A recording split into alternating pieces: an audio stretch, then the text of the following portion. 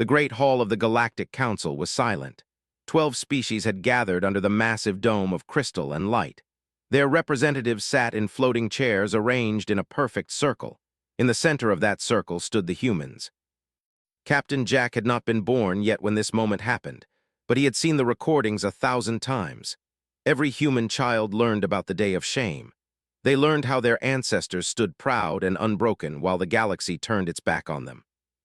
The recording showed Ambassador Helen standing at the front of the human group. She was a small woman with gray hair and steady eyes. Behind her stood 30 other humans, diplomats and scientists and soldiers who had helped save Council worlds from a dozen threats. None of that mattered now. High Counselor Ran rose from his chair. He was a tall and thin with pale blue skin and 4 arms. His voice echoed through the chamber like thunder.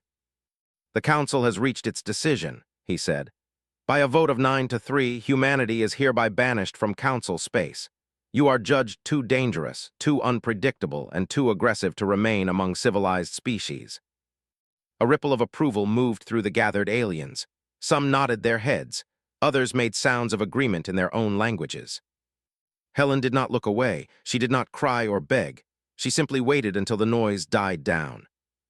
"May I speak?" she asked. Ran waved one of his 4 hands. "You may, though it will change nothing."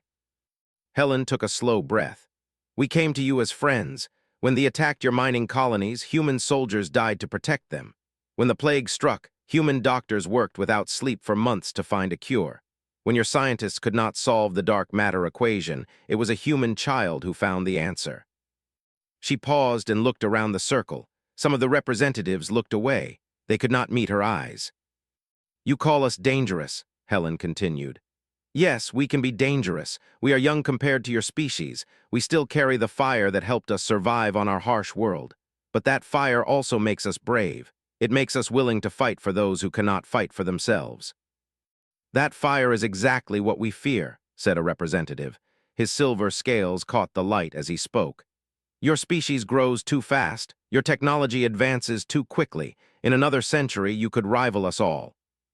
Helen smiled, but there was no joy in it. "And that is the truth, is it not?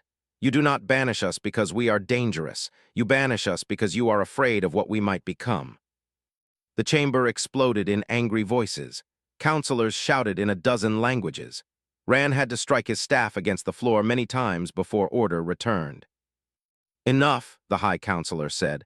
"The decision is made. Humanity will be contained behind an energy barrier at the edge of explored space. You will have your own worlds. You will have your freedom within those borders, but you will never again set foot in Council territory." Helen nodded slowly. She turned to look at her fellow humans one last time, then faced the Council again. "Very well," she said. "We will go. We will build our own future beyond your barrier. But I want you to remember something, all of you. The galaxy is old. There are things in the darkness between stars that your ancestors feared, things that you have forgotten. When those things return, and they will return, you will wish you had not sent us away." She gathered her delegation and walked toward the exit. At the door, she stopped and looked back one final time. "We will remember this day," she said. "Not with hatred, but with sadness, because you had a chance for true friendship and you threw it away." The doors closed behind them. The humans were gone. 50 years passed. Captain Jack stood on the bridge of the horizon's edge and watched the stars through the main window. The ship was one of the finest in the human coalition fleet. It could travel faster and fight harder than anything the Council had ever built. The humans had not wasted their years in exile. "Captain," said Lieutenant Amy from her station, "we are picking up something strange." Jack turned to face her. Amy was young but sharp. She had graduated top of her class at the military academy. If she said something was strange, he believed her. "What kind of strange?" he asked. "A signal, sir, coming from beyond the barrier." Commander Sam Parker looked up from his console. He was a big man with a face and suspicious eyes. "That should not be possible. Nothing has come through that barrier in 50 years. "I know," Amy said, "but it is definitely there, and sir, it is using old Council emergency codes." Jack felt something cold move through his chest. He had spent his whole life behind the barrier. He had trained for the day when humans might finally break free, but he had never imagined the Council would contact them first. "Can you clean up the signal?" he asked. Amy worked at her console for a moment. Partially, there is a lot of interference, but I can get voice. Do it. The bridge speakers crackled to life. Through the static, they heard a voice. It was high and musical, clearly alien, but the words were in standard human language. Please, the voice said. This is Ambassador of the Diplomatic Corps. I am sending this message to any human ship that can hear me. The Galactic Council needs your help. We are dying. An ancient enemy has returned and we cannot stop them. Please, I beg you, come back. We were wrong to send you away. We were so very wrong. The message ended. The bridge was silent. Jack stared at the speakers for a long moment. He thought about Helen, who had died in exile, never seeing Earth again. He thought about all the humans who had grown up knowing they were unwanted by the rest of the galaxy. And now the Council was begging for help. Sir, Amy said quietly, what do we do? Jack took a deep breath. Contact New Geneva. Tell them we need an emergency session of the Coalition Assembly. The galaxy wants us back. He looked out at the stars beyond the barrier. Somewhere out there, the species who had rejected humanity were fighting for their lives. The question was simple. Should humanity save them? The answer would be anything but. The horizon's edge moved through the darkness of space toward the signal's source. Captain Jack had ordered the ship to stay on their side of the barrier, but they needed to get closer for a proper communication link. Dr. Kate stood beside him on the bridge. She was the ship's chief diplomat and an expert in alien languages. Her grandmother had been Helen, the woman who spoke those famous last words to the Council 50 years ago. Kate had grown up hearing stories about that day. The signal is getting stronger, Amy reported. I think I can establish a two-way connection now. Do it, Jack said. The main screen flickered to life. The image was unclear at first, jumping and breaking apart. Then it settled and everyone on the bridge went quiet. Ambassador looked terrible. The silver scales were dull and cracked. One of his eyes was swollen shut. Behind him they could see fire and smoke. Something was very wrong. You received my message, said. His voice was weak but filled with hope. Thank the Ancient Ones, I was not sure anyone would hear. We heard, Jack said carefully, but we need more information before we can do anything. What is happening out there? Closed his good eye for a moment. When he opened it, there were tears running down his scaled face. The Devourer Hive has returned, he said. We thought they were just old stories, legends from 10,000 years ago, but they are real, Captain, they are very real. Kate stepped forward. The Devourer Hive, I have never heard of them. Few have. The Council kept their existence secret. 10,000 years ago, they nearly destroyed everything. They consume entire worlds, Captain. They eat planets down to the core and use the matter to build more of themselves. Then they move to the next world. The screen showed an image behind. It was a planet being torn apart. Massive black shapes covered its surface like insects on rotting fruit. Ships tried to escape, but dark tendrils reached up and pulled them back down. Commander Sam Parker made a sound of disgust. How many worlds have they taken? 12 so far, 3 more are under attack as we speak. Coughed, and dark blood appeared on his lips. The Council fleet engaged them at the Battle of Thorn Nebula. We sent 800 ships. 42 came back. They adapt to our weapons within hours. Nothing we do can stop them. Jack felt the weight of this information settle on his shoulders. 12 worlds, billions of lives. And the Council's mighty fleet, the same fleet that had enforced humanity's exile, was nearly destroyed. Why come to us? He asked. Your Council made it very clear that you did not want humans in your space. Lowered his head. I know, I was there when the vote happened. I was young then, just an assistant. I argued against the banishment. So did others, but fear won that day. He looked up again. We were wrong, Captain. The Council was wrong, and now we are paying for that mistake with blood. Kate put her hand on Jack's arm. We need to help them, she said quietly. Sam shook his head. With respect, Doctor, these are the same people who threw our ancestors out like garbage. They watched us struggle and build from nothing while they sat safe in their perfect worlds. Why should we risk our lives for them? Because millions of innocent people will die if we do not, Kate said. Children who were not born when the banishment happened. Families who never voted against us. Can we really let them die just to satisfy our anger? Sam opened his mouth to argue, but Jack raised his hand. This is not our decision to make, the captain said. This choice belongs to all of humanity. Ambassador, I am going to bring your message to our government. The Coalition Assembly will decide whether we answer your call. Nodded slowly. I understand. I only ask that you hurry. Every day you wait, another million lives are lost. The connection ended. The bridge was silent except for the soft hum of the ship's engines. Ben Torres, the chief engineer, spoke up from his station. Captain, there is something you should know. I have been studying our sensor readings of the hive from that transmission. Their technology is advanced, but it is not beyond us. Jack turned to him. What do you mean? Ben smiled slightly. During our exile, we did not just sit around feeling sorry for ourselves. We built things, invented things. Our weapons, our shields, our engines, they are all 50 years ahead of what the Council has. If we go out there, we would not be helpless. Sam crossed his arms. You are saying we could actually fight these things. I am saying we have a chance, a real chance. The Council relied on the same technology for centuries. We had to innovate or die. That necessity made us strong. Jack nodded slowly. This was important information for the Assembly to hear. Set course for New Geneva, he ordered. Maximum speed, and Amy, send a priority message ahead. Tell them to prepare for an emergency session. The fate of the galaxy might depend on what happens next. The ship turned and accelerated toward the heart of human space. Behind them, beyond the barrier, the Devourer hive continued its feast. Kate stood by the window, watching the stars streak past.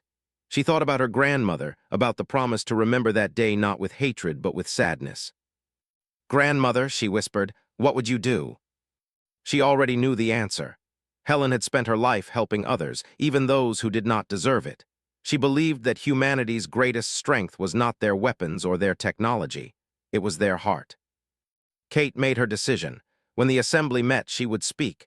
She would remind humanity of who they really were. Not the monsters the Council feared, but something far more dangerous. A species that could forgive.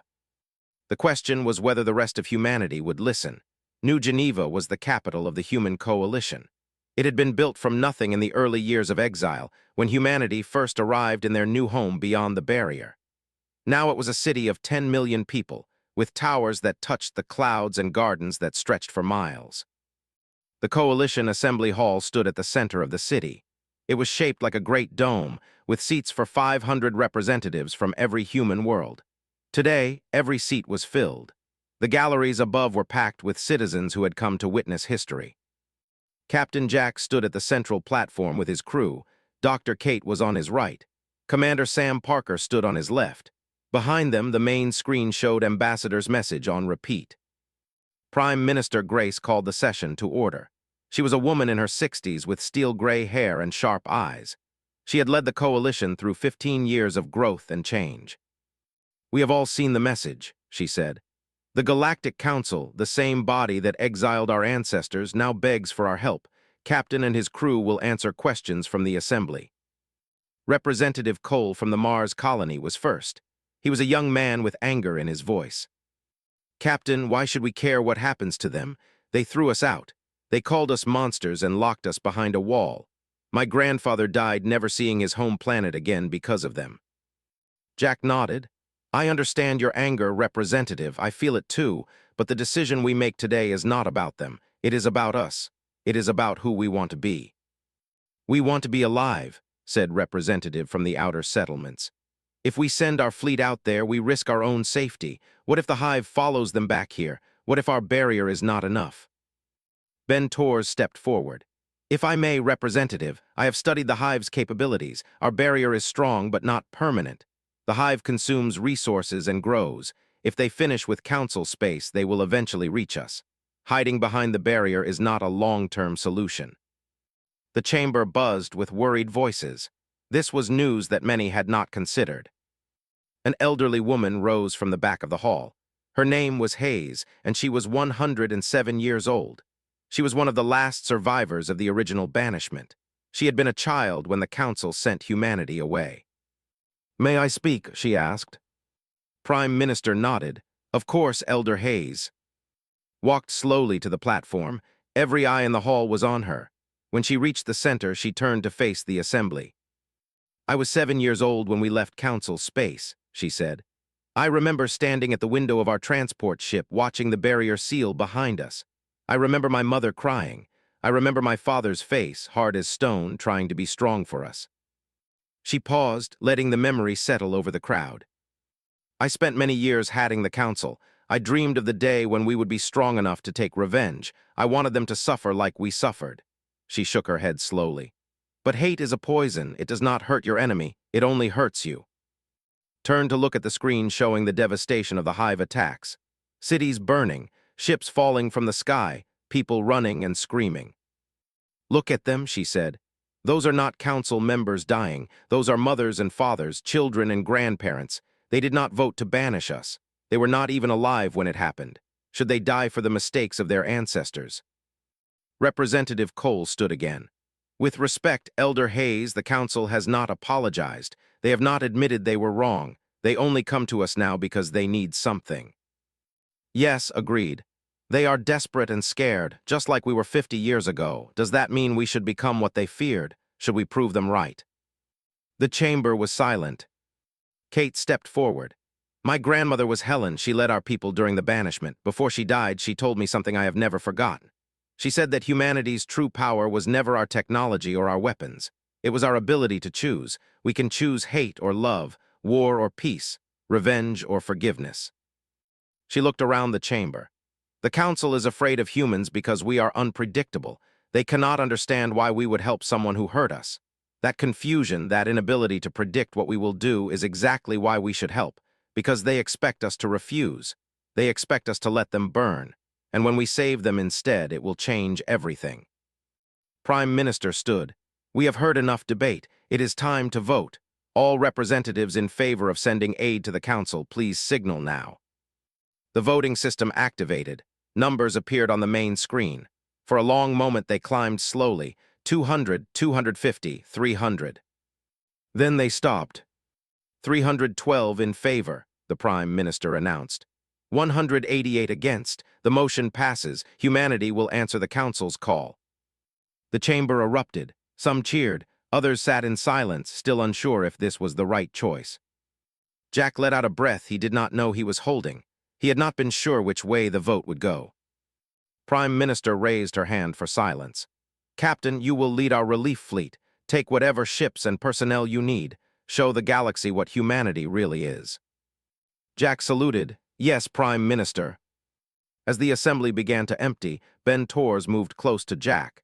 The engineer had a strange smile on his face. Something funny? Jack asked. Not funny, Ben said. Just satisfying. While they thought we were locked away doing nothing, we were building. Our fleet has weapons the Council has never seen. Technology they cannot imagine. When the Hive sees what we can do, they are going to regret waking up. Kate joined them. This is not about showing off, Ben. No, Ben agreed. But it does feel good to know that the people who threw us out are going to watch us save them with the very strength they feared. Jack nodded. Let us hope it is enough. Get the fleet ready. We leave in 48 hours. Humanity was going home. The barrier opened for the first time in 50 years. 140 human ships flew through the gap in perfect formation. They were sleek and powerful, painted black with silver markings. At the front of the fleet flew the horizon's edge.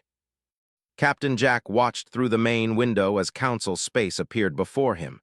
He had seen pictures and recordings his whole life, but nothing prepared him for this moment. His ancestors had been forced to leave this place. Now he was bringing humanity back. Multiple contacts, Amy reported. Council ships, hundreds of them. Sam Parker tensed. Are they hostile? No, Commander, they are, lining up like an honor guard. Jack saw it on the screen. Battered Council ships, many showing damage from Hive attacks, had formed two lines creating a corridor for the human fleet. As the horizon's edge passed between them, lights flashed on every vessel. It was a salute. I did not expect this, Kate said quietly. Neither did I, Jack admitted. The human fleet was escorted to a space station orbiting a blue-green planet. High Counselor Rand was waiting for them in the main chamber. The tall looked older than Jack had imagined. His 4 arms hung at his sides, and his blue skin had lost its shine. Behind Rand stood representatives from the remaining council species. They watched the humans with a mixture of hope, fear, and shame. Captain, Rand said. His voice was no longer the thunder from the old recordings.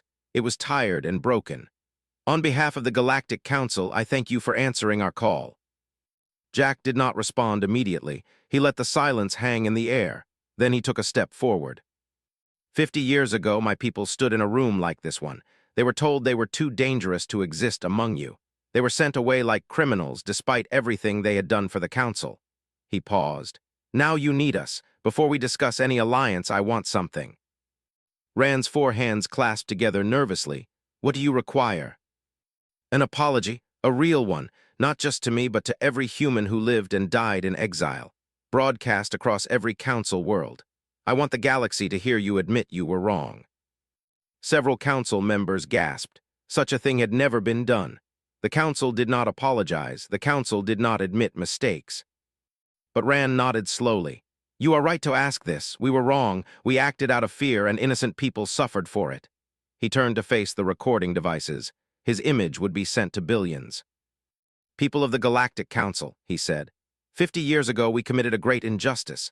We banished humanity not because they were truly dangerous, but because we feared what they might become. We punished them for our own weakness. Today, they have returned to help us despite everything we did to them. They have shown more honor than we ever deserved. I apologize to all humans living and dead for the pain we caused. We were wrong. The message ended. Jack felt something release in his chest. It was not enough to heal 50 years of hurt, but it was a start. Now, Jack said, let us talk about how to win this war. The planning session lasted for hours. Human and council strategists shared information about the hive. The enemy was worse than Jack had feared. They learned faster than any species in recorded history. Every weapon used against them became useless within days. That is why we have lost every engagement, General explained. The military commander was a massive creature covered in thick armor plates. We cannot adapt as fast as they can. Ben Torres smiled. Then it is good that adaptation is what humans do best. The first joint battle happened 3 days later at the siege of Ambassadors was under attack, its cities burning, its people fleeing. The Council fleet had tried to break through twice and failed both times. The human ships approached the planet in a formation the Council had never seen before. Instead of one solid line, they spread out in dozens of small groups, each operating independently. What are they doing? General asked from his command ship. That formation has no coordination. Jack's voice came over the communication channel. Just watch. The hive ships moved to intercept.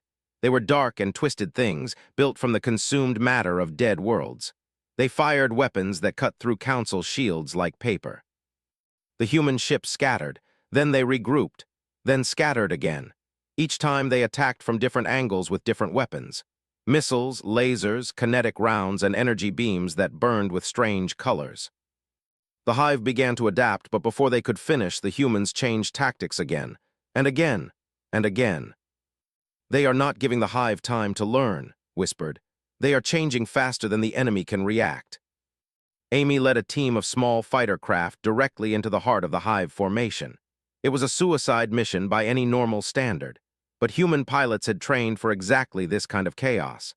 They flew through the enemy ships, planting explosives and disrupting communications. The hive command ship, a massive creature the size of a small moon, began to lose control of its forces. Without coordination, the hive was just a swarm of hungry beasts. The human fleet pushed forward. For the first time since the war began, the hive retreated. Was saved. That night, as celebrations erupted across the surviving cities, Jack received a private message. It was from the hive itself. A cold, ancient voice spoke through his screen. We remember you, human. Your kind fought us before long ago. You are the ones who pushed us to the edge of death. We have not forgotten. Jack stared at the message. Before, that was impossible. Humans had only been in space for a few centuries. He needed answers, and somewhere in the Council's hidden archives, he was going to find them. The Council's archive was buried deep beneath the oldest structure in known space. It held records from before the founding of the Galactic Council, from the earliest days of civilization itself. Very few had ever been allowed inside. Captain Jack walked through the ancient halls with Kate at his side. High Counselor Rand led the way, his four hands trembling slightly. After your message from the hive, I searched our oldest records, Rand said. What I found changed everything I thought I knew about history. They entered a vast chamber filled with glowing crystals. Each crystal contained millions of years of stored information. Rand touched one, and images appeared in the air around them. The images showed a galaxy on fire. The Devourer hive, far larger than they were today, consumed world after world. Every species that tried to stop them failed. Civilizations that had stood for millions of years were wiped out in months. The hive was unstoppable, Rand explained. They had conquered 90% of the galaxy, our ancestors prepared for extinction. The images shifted. A new fleet appeared, primitive compared to the others but fierce. The ships flew directly into hive territory, attacking without fear, changing tactics constantly, refusing to give up even when the losses were terrible. We do not know what they called themselves, Rand said quietly, but the records are clear about what they were. They were human. Jack felt his heart stop. That is impossible. 10,000 years ago, humans were still living in caves on Earth. On one branch of humanity, yes, but your species is older than you know. There were humans before, a first wave that spread across the stars long before your recorded history began. They found the hive and they fought them. The images showed battle after battle. The ancient humans used the same unpredictable tactics that Jack's fleet had used at. They adapted faster than the hive could learn. They sacrificed themselves in ways that made no logical sense, but that created openings for victory. Finally, the images showed a massive explosion. The Hive Queen's home system, destroyed by a weapon of incredible power. The remaining hives scattered and fled to the darkest corners of the galaxy. They won, Kate whispered. They actually beat them. Yes, Rand said, but the war nearly destroyed the galaxy. The survivors, my ancestors and others, were terrified. They had seen what humans could do. They feared that someday humans might turn that power against them. Jack understood now, so they erased us. Rand nodded, shame clear on his face. They destroyed the first humans, burned their worlds, scattered their people. They hoped to end the species forever, but life is stubborn.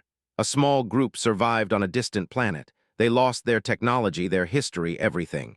They had to start over from nothing. Earth, Jack said, we are the descendants of survivors.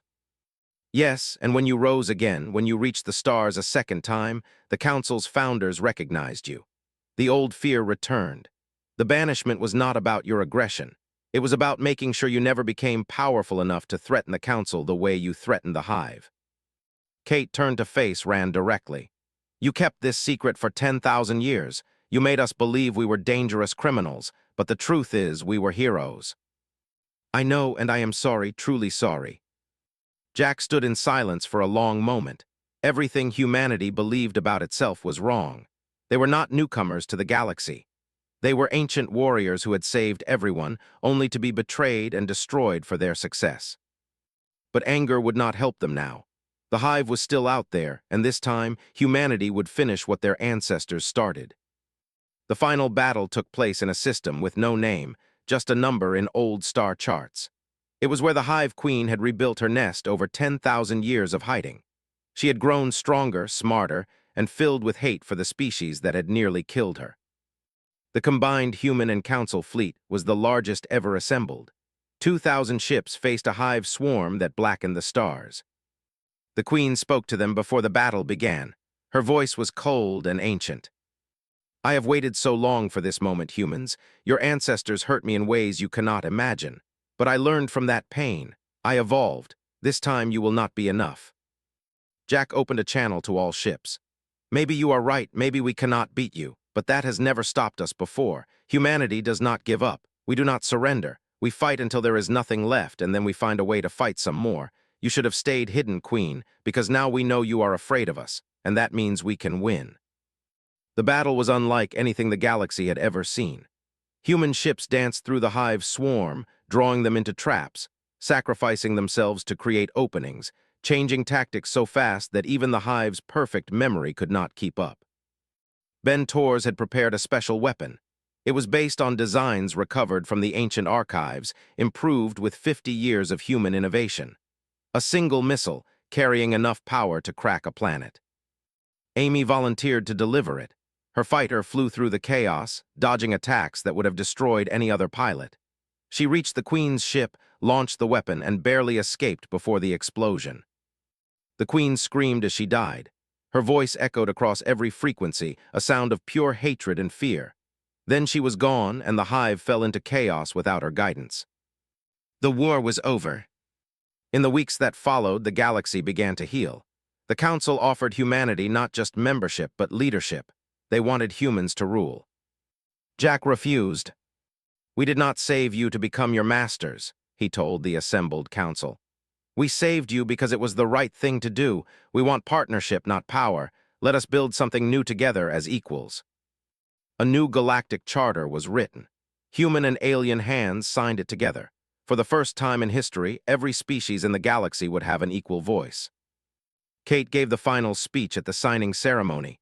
Billions watched across every world. "My grandmother once said that humanity's true power was our ability to choose," Kate said. "Today, we choose forgiveness over revenge, unity over division, hope over fear. We are not the monsters the Council feared, and we are not the conquerors they expected. We are something far more dangerous. We are a species that can love even those who hurt us, and that is why we will always win." The crowd cheered. Human and alien stood side by side, looking toward a future brighter than anyone had imagined.